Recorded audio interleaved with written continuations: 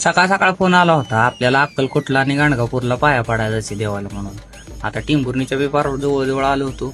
जाताना आपले महिंद्रा ट्रॅक्टर दिसला. ओ महिंद्रा नाही जॉईन डिअर आहे. तिथून पुढे आलो निसर्ग हॉटेलवरती. म्हणलं जेवणाचं नाही तर नाश्त्याचं नियोजन करावं. नियोजन जरा लागलं होतं चांगलं, पण शेवटी फिस काढलं आणि नाश्ता येऊन पोहोचलं. नाश्ता केला दणकून. आपल्याला जेवणातला नाश्त्यातला काय एवढा फरक कळत नाही. त्यानंतर CNG 3 भरून घेतला. जेवल्यामुळे झोप लागली. डायरेक्ट संगमावरती गेल्यावर आपल्याला जाग आली. तिथून देवाच्या पाया बिया पडून घेतलं. देवाला म्हणलं सगळ्यात चांगलं कर. तिथून आलो पुढं दत्त महाराजांच्या मंदिरात थोडी चांगरा चिंगरी झालती, पण जाऊ द्या म्हणलं काय आता देवाला आलोय म्हणलं थोडंसं सोसावं लागतंय.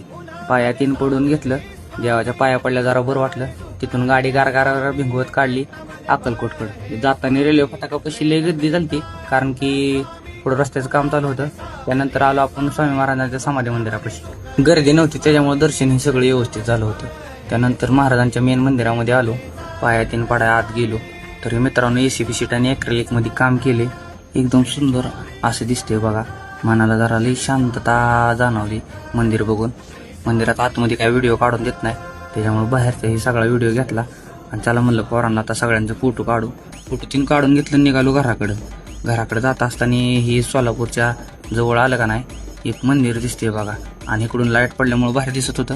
आणि हे बघा शक्तिमान कसा गाडीतनच फवारा सोडून देतोय. नंतर काय बाकीचे व्हिडिओ काढायला जमलं नाही, कारण की आपल्या मोबाईलची बॅटरी लो झाली होती. भेटूया उद्याच्या व्हिडिओत. Bye bye.